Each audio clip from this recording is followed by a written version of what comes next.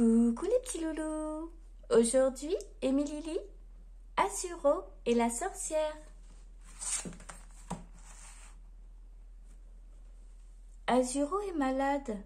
Le dragono se met à cracher du feu. Le maire du village lui conseille de se rendre chez Pustula, la célèbre sorcière. Mais une fois arrivé, rien ne se passe comme prévu. Les potions préparées par la puissante magicienne échouent les unes après les autres. Que se passe-t-il? Un livre sur le thème du mensonge. Azuro et la sorcière.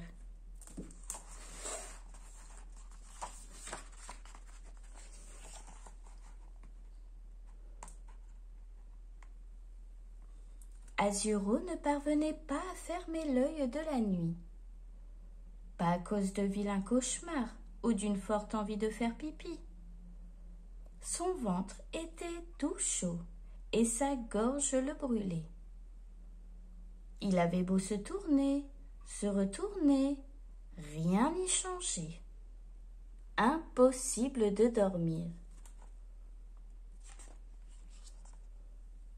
Il avait dû attraper froid en se promenant dans la montagne avec JP. Son ami lui avait conseillé de mettre une écharpe. Il aurait dû l'écouter. Sa toux devenait de plus en plus terrible. Et Azuro finit par cracher des flammes. Azuro avait mis le feu au rideau.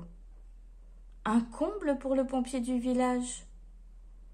Vite, il remplit son casque d'eau du robinet et stoppa la catastrophe.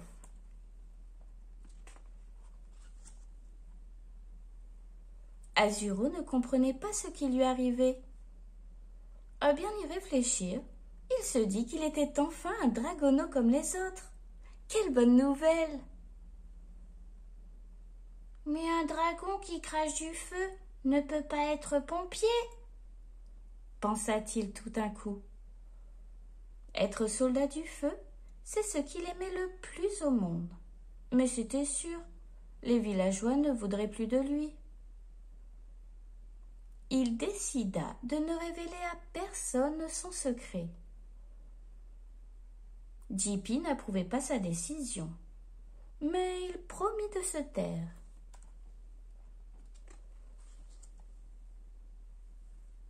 Le secret fut bien gardé, jusqu'au jour où la cloche de l'église retentit pour signaler un incendie dans l'école du village.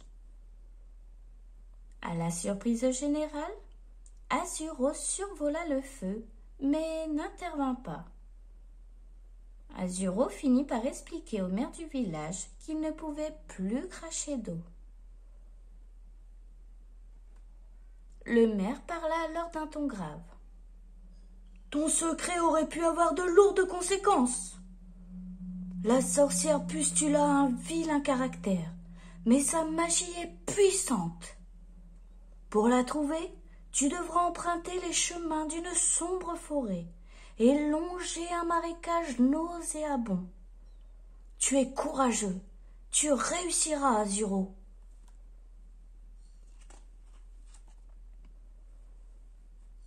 Perdu dans ses tristes pensées, Azuro marchait péniblement dans la forêt.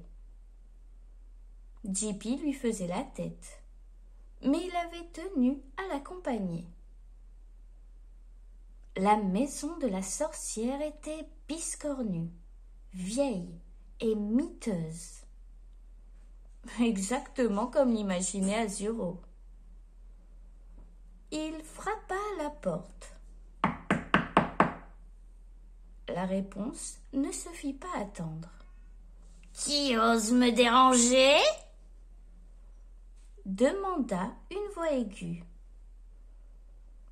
Clac, clac, cric.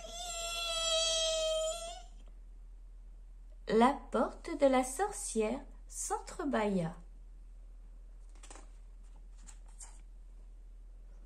« Moi, Pustula, la plus puissante sorcière du monde. J'accepte dans mon immense bonté de t'aider, petit dragon bleu. Azuro et Jippy découvrirent alors avec surprise que Pustula était une petite fille ravissante. Sa coquetterie contrastait avec l'intérieur de la maison. Les meubles étaient vieillots, emplis de poussière, et les plafonds recouverts de toiles d'araignée. Pustula réfléchissait à haute voix. Un dragon qui crache de l'eau. Quelle horreur! Puis qui se met à cracher du feu. Voilà une énigme que résoudra la brillante Pustula.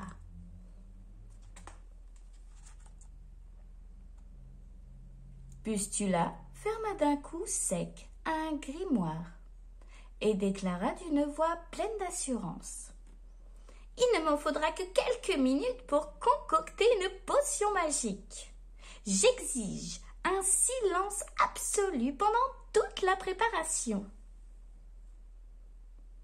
La sorcière prononçait des paroles mystérieuses, tandis qu'elle versait dans un énorme chaudron le contenu de fioles grisâtres, des racines moisies et des poils de... Mieux valait ne pas le savoir.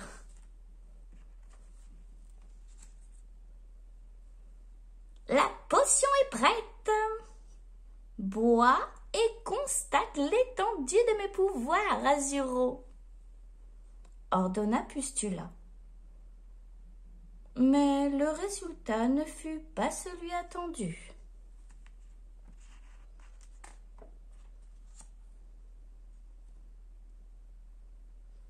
Vous m'avez déconcentré. Je vous avais pourtant demandé de vous taire, s'emporta Pustula. Azuro et Jippy se regardèrent avec surprise. Ils étaient restés silencieux tout au long de la préparation. Bon, allons-y. Un peu de ci, un peu de ça, un peu de ceci, un peu de cela. Et voilà le résultat, déclare-t-elle. Les échecs s'enchaînèrent les uns après les autres.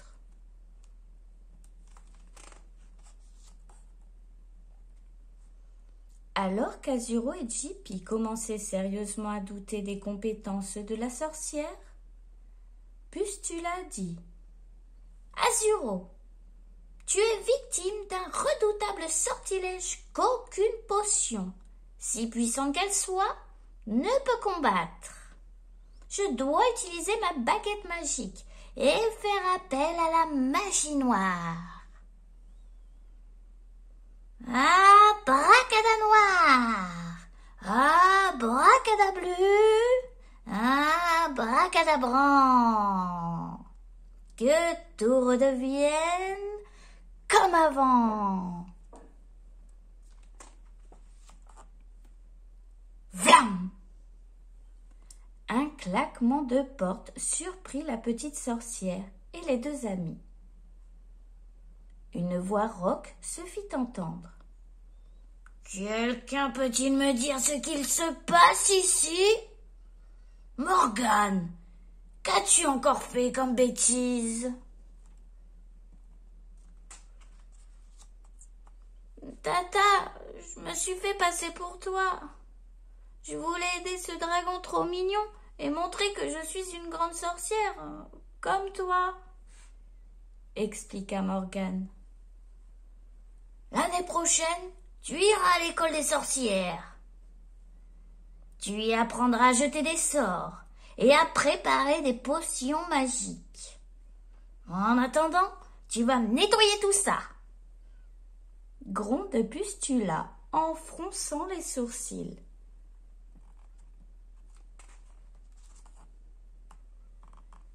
Alors Azuro expliqua tout à la puissante Pustula.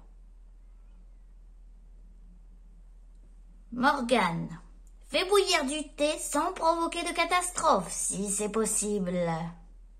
Azuro, tu seras guéri avant que l'infusion ne soit prête, déclara la sorcière qui attrapait des fioles et des herbes sur une étagère à moitié cassée.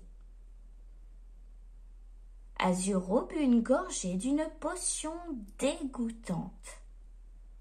Il retrouva ses jolies écailles bleues et cracha de l'eau.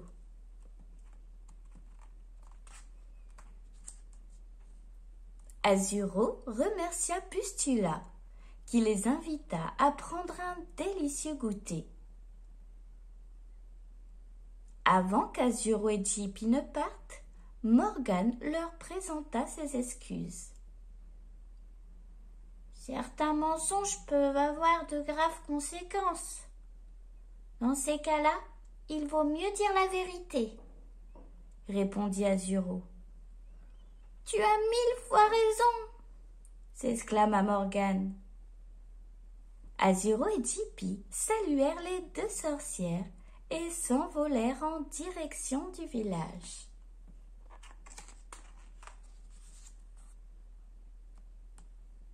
Azuro se répétait qu'il était impossible qu'on lui ait pardonné son comportement. Pourtant, en arrivant au village, petits et grands lui demandèrent en chœur « Alors ?» Azuro sourit, puis cracha d'énormes boules d'eau en direction des enfants qui sautèrent à pieds joints dans les flaques. En arrivant à la caserne, Jippy et Azuro constatèrent avec surprise que les rideaux avaient été changés. Si tu as aimé ma vidéo, abonne-toi. Et si tu es abonné, n'oublie pas de liker.